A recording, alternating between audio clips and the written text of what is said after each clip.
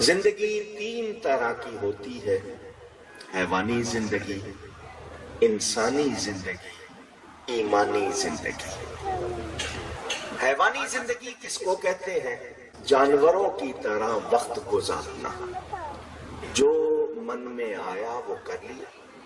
جس طرح جانور کا طریقہ، جہاں چاہا منہ مار لیا، جہاں چاہا کھڑے ہو گئے، بیٹھ گئے، جو دل چاہا وہ کر لیا، یہ حیوانی زندگی ہے، کیونکہ اس کے پاس عقل نہیں ہے۔ وہ بے عقل، بے سمجھ آپ اس کو کہتے ہیں۔ اگر ہم بھی اسی روش پر چلیں تو وہ زندگی حیوانی زندگی کہلائے گی۔ اس سے اگلا درجہ ہے انسانی زندگی کا، جو عقل کے ساتھ وابستہ ہے۔ انسان کو عقل اور تمیز دی گئی، شعور دیا گیا، وزڈم کہتے ہیں آپ اس کو۔ مگر عقل کے تابع جو لوگ وقت گزارتے ہیں، وہ کس طرح؟ سامنے کھانا رکھا ہے، کھا لیجیے، آواز جتنی نکالنی ہے نکال لیجیے، ہاتھ جتنا پھیلانا ہے پھیلا لیجیے، صرف دوسرے کو مسئلہ نہ بنے۔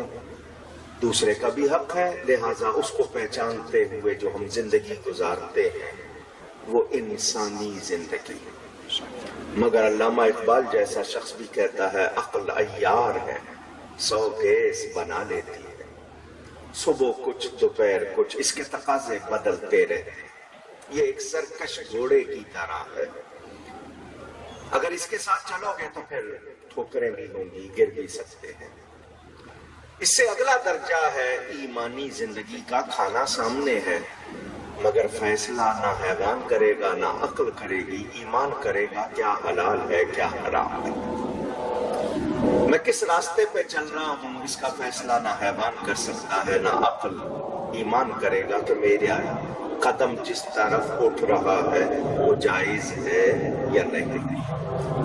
تین زندگیاں میں نے بہت مختصر کیا، اس کو بہت پھیلاؤں سمجھاتا مثالیں دے کر تو آپ کے لیے اور آسان ہوتا۔ ہم نے ان تین زندگیوں کو پہچان لیا، لازمی بات ہے ہم اپنے آپ کو انسان کہتے ہیں۔ یہ تین لفظوں سے بنا ہے یہ لفظ انسان۔ اگر عربی لغت آتی ہو، گرامر آتی ہو تو آنسا انسا نسیہ، یہ پہچانتا ہے، مانوس ہوتا ہے، بھول جاتا ہے، یہ لفظ انسان میں ہے۔